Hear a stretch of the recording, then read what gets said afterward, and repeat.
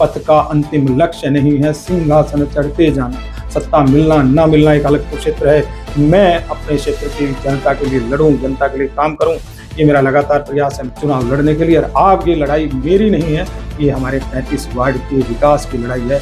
मैं आपका भाई हूँ, आपका बेटा हूँ, आपका दोस्त हूँ, आपका साथी हूँ। नमस्कार, मैं हूं मनप्रीत और आप देख रहे हैं आपका अपना चैनल वायरल सच। लगातार जिस चीज का वेट था पूरे गुरुग्राम की जनता को, वो समय आ चुका है निकाय चुनाव। जी हाँ, जिस तरीके से चुनावों की घोषणा हुई उसी तरीके से जो है सभी पार्षद पद के दावेदारों ने पूरी मजबूती दिखा दी है कि अब उन्हें जनता के बीच में कैसे जाना है, किस तरीके से उनके रुझान लेने हैं, किस तरीके से उनको अपनी तरफ करना है या किस तरीके से अपने कार्य गिनाने हैं। तो इसमें जो है होड़ लगातार मची हुई है। और अब हम अगर बात करें गुरुग्राम निकाय चुनावों की, तो इसमें आम जनता की भागीदारी बहुत ज्यादा आवश्यक है। आपको जानना बहुत ज्यादा आवश्यक है कि आपके वार्ड में से कौन कौन प्रत्याशी जो है सामने आ रहे हैं। तो यही सिलसिला जो है आज शुरू करने जा रहा है आपका अपना चैनल वायरल सच। तो सबसे पहले हम शुरुआत कर रहे हैं वार्ड नंबर 35 से। जी हाँ, पूर्व डिप्टी मेयर परमिंदर कटारिया, जिनको जनता ने पहले भी मौका दिया था, पूर्व डिप्टी मेयर रहे हैं। इस बार भी जनता का रुझान है उनकी तरफ या क्या सोच लेकर चल रहे हैं, तो चलिए बात करते हैं। नमस्कार सर, बहुत बहुत स्वागत है आपका। धन्यवाद। आप सबको, आपको नमस्कार, सभी दर्शकों को नमस्कार। परमिंदर जी, पहले भी जो है आपके वार्ड की जनता ने आपको मौका दिया, पार्षद बने, पूर्व डिप्टी मेयर बने, उस टाइम पे भी जो है काफी काम करवाए गए आपके द्वारा। तो अब अगर हम बात करें, क्या वार्ड की जनता का रुझान भी आपकी तरफ है और परमिंदर रिटर्न्स की जो तैयारियां हैं वो किस तरीके से चल रही है? मेरी तैयारी मेरे क्षेत्र की जनता है जो मुझे बहुत ज्यादा प्यार करती है, सदा मेरी मदद करती रहती है। वो मुझे अपने परिवार का हिस्सा मानती है, हर सुख दुख में मुझे साथ रखती है। तो मैं उनके परिवार का हिस्सा हूँ, इसलिए उनके आग्रह पर साथियों से तय करके उनका मन है चुनाव लड़ूं, तो जैसा साथी कहेंगे उनके कहने के अनुसार मैंने चुनाव लड़ने का मन बनाया है। बात करें, जैसे ही चुनावों का बिगुल बजा तो सबके सुनने में आ रहा है कि अब चुनावी कार्यालय खुलने शुरू हो गए हैं, लोग वहां पर जाने शुरू हो गए हैं। बट परमिंदर कटारिया की बात करें, जब आप पार्षद नहीं थे तब भी 15 साल से आपने अपना कार्यालय खोल रखा है, क्यों? मेरा मानना है कि राजनीतिक क्षेत्र एक साधु क्षेत्र है जी। इसमें जब इस क्षेत्र को चुना जाता है तब उसके समय भाई भतीजा जाति धर्म छोड़नी पड़ती है, और जब सेवा का क्षेत्र अपनाया तो उसे ईमानदारी से सेवा के क्षेत्र में आना चाहिए। मैं अगर बात करूं, जब तक मैंने संगठन की राजनीति की तब संगठन के पद के अनुसार काम किया और संगठन के पद की पूरी ईमानदारी से काम किया। एक भारतीय जनता पार्टी के ग्राम समिति के अध्यक्ष से काम करते करते प्रदेश के भी पदों पर मुझे काम करने का अवसर मिला। जब मैंने चुनाव की राजनीति शुरू की उसके बाद से चुनाव की राजनीति का अर्थ है कि जनता के बीच में लगातार भागीदारी, उनकी समस्याओं को समय समय पर उठाना और समय समय पर समाधान करना।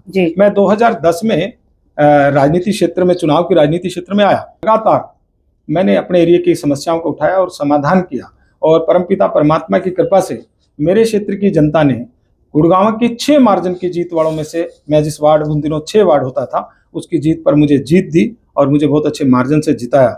और राव इंद्रजीत के आशीर्वाद से मुझे 5 साल डिप्टी मेयर का काम करने का अवसर मिला। अगर काम की बात करें, जी, मैंने अपने क्षेत्र की अगर पूरी तुलना की जाए, मैंने लगभग ऑथराइज अनऑथराइज ज्यादातर गलियों को बनाया, सीवर की समस्या का समाधान किया। मैंने पानी की सप्लाई नहीं थी क्योंकि हमारे यहाँ समरसीबल थे, पानी का लेवल नीचे जा रहा था।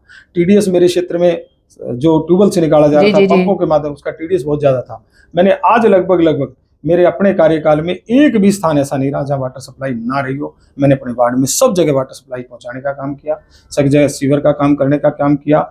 हमने वाटर टैंक के लिए जगह नहीं थी उस समय, वाटर टैंक के लिए स्पेशली जगह लेकर हुड्डा के से तालमेल करके हमने वो जगह अरेंज कराई। आज हमारा वाटर टैंक है। रेलवे रोड आज सुंदर रोड नजर आ रहा होगा, तो आज तक आप उसे शायद मेंटेनेंस करने की आवश्यकता नहीं होगा। आप रेलवे रोड को देखिएगा, आज रेलवे रोड अपने कार्यकाल में पास कराकर बनाया, आज सुंदर रेलवे रोड नजर आता। आप रेलवे स्टेशन से सेक्टर 4 तक के चौराहे तक देखिए, आए दिन कोई रोड का एक भी कहीं टूटा हो, कहीं फूटा हो, कहीं गड़बड़ हुई हो तो मैं उसका जिम्मेवार। आज सुंदर रोड चल रहा है। अगर बात करी जाए एरिया के डेवलपमेंट के अंदर के, आज मेरे ख्याल में जो बनाई हुई गलियां लगभग ज्यादातर ठीक हैं। मैंने एक पॉलिसी के तहत और किया। मैं जब वार्ड मिला मुझे बहुत सा से अनऑथराइज मिला था, मैंने पॉलिसी के तहत काम किया, पब्लिक पार्षद पार्टनरशिप के माध्यम से मैंने लगभग ज्यादातर गलियां बनाई और उसमें मैं कामयाब रहा। जनता मुझे, मेरे क्षेत्र की जनता भगवान रूपी है, वो मुझे प्यार करती है और सदा मेरा साथ देती है। मैं दोबारा ये शब्द कहूँ, वो मुझे परिवार का हिस्सा है। मैं उनका जनप्रतिनिधि नहीं हूँ, उनके परिवार का हिस्सा हूँ। सदा उन्होंने मुझसे लगाव रखा। हर जाति हर धर्म का व्यक्ति मुझसे प्रेम करता है।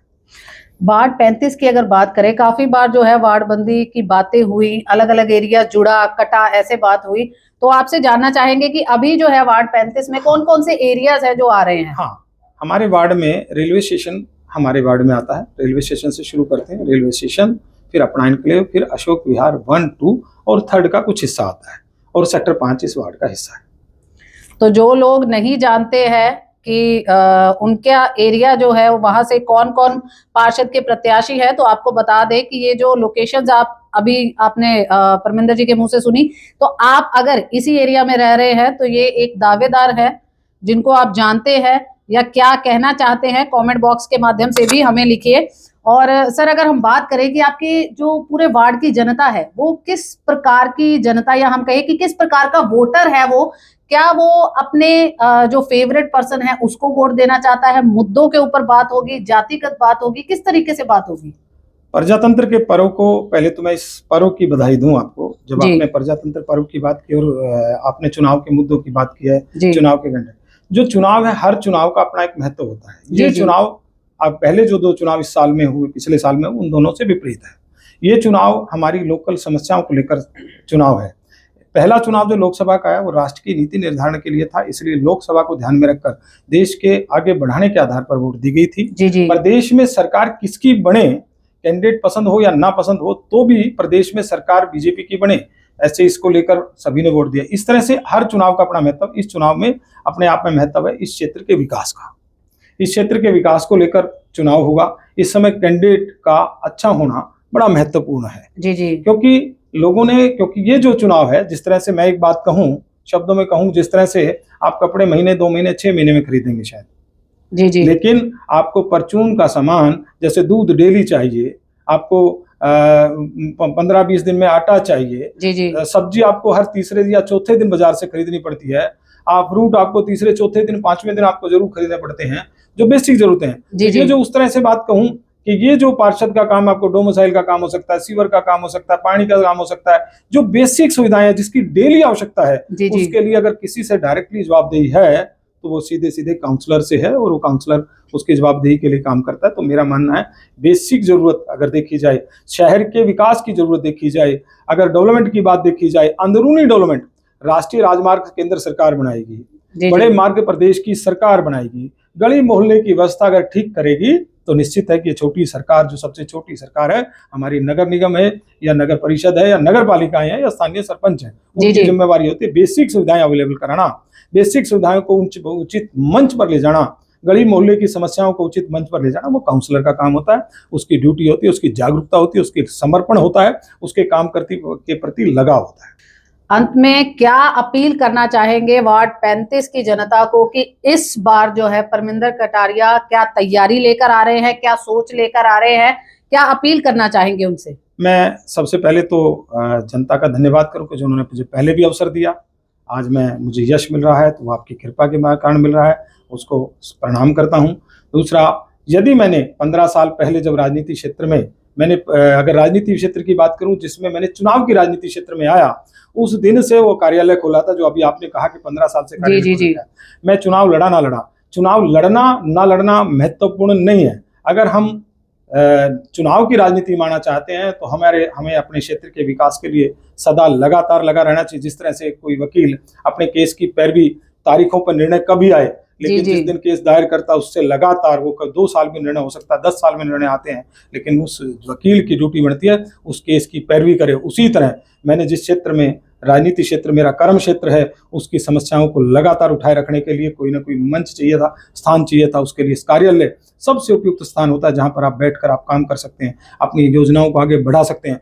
तो एक गीत मैं कई बार गुनगुनाता हूँ, पथ का अंतिम लक्ष्य नहीं है सिंहासन चढ़ते जाना, सत्ता मिलना ना मिलना एक अलग क्षेत्र है। मैं अपने क्षेत्र की जनता के लिए लड़ूं, जनता के लिए काम करूं, ये मेरा लगातार प्रयास है। मैं एक ही आपके माध्यम से अपील करना चाहता हूं, इस 15 साल में जो लोग मुझसे संपर्क आए, आप आत्मचिंतन करके पाएंगे कि आज तक आपने जितने जनप्रतिनिधि बनाए या अब बीच में जनप्रतिनिधि, अगर आत्मचिंतन कर पाएंगे, ऐसा कोई साथी बता दे जिसके पास मेरे पास आया हो, मैंने उसके काम के लिए ईमानदारी से प्रयास ना करा हो। यदि मैंने ईमानदारी से प्रयास किया है काम के लिए, आपके सम्मान के लिए, आपके साथ खड़ा रहने के लिए, तो मैं आपसे अपील करता हूं, अंतरात्मा की आवाज़ सुनकर आज आपका साथी, आपका भाई, आपका बेटा आपसे इस चुनाव में मदद मांग रहा है चुनाव लड़ने के लिए। और आप, ये लड़ाई मेरी नहीं है, ये हमारे 35 वार्ड के विकास की लड़ाई है। मजबूत हाथ में होगा, मजबूत विकास होगा।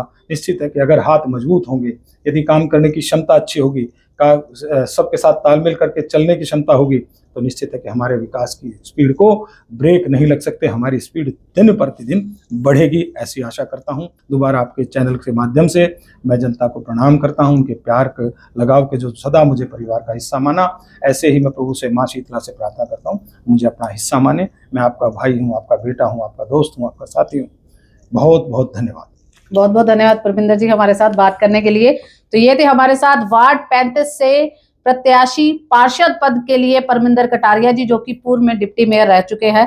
कार्य उनको पता है किस तरीके से कराने हैं, क्योंकि 15 साल से लगातार कार्यालय जो है इनका चल रहा है, लोग वहां पर आ रहे हैं, अपनी जो समस्याएं हैं वो बता रहे हैं, उसके ऊपर निदान का कार्य भी जारी है। क्या कहना है परमिंदर कटारिया जी के कार्यकाल के बारे में, जो 15 सालों से लगातार कार्यालय खोल रखा है, उसके बारे में नीचे हमें जो है कमेंट बॉक्स के माध्यम से जरूर बताएं कि क्या कहना है आपका, कि पार्षद पद की जो दावेदारी रख रहे हैं ये, उसमें कितनी कामयाबी जो है इनकी है, या कहे कि जनता किस तरीके से इनको अपना रही है। कमेंट बॉक्स के माध्यम से हमें जरूर बताएं। इसी तरीके से वायरल सच का प्रयास रहेगा, आपको सभी वार्ड के जो प्रत्याशी है उनसे रूबरू कराया जाए, उनकी जानकारी आपको दी जाए, ताकि आपको बेहतर जानकारी मिल सके। दोबारा से अनुरोध, मतदान करने अवश्य जाए। डेट लॉक कर लीजिए, किसी फेस्टिवल की डेट लॉक होती है, किसी शादी ब्याह की डेट लॉक होती है, वैसे ही मतदान की डेट भी लॉक करें। चुनाव का पर्व, देश का गर्व, इसमें भागीदारी सबकी बहुत ज्यादा आवश्यक है।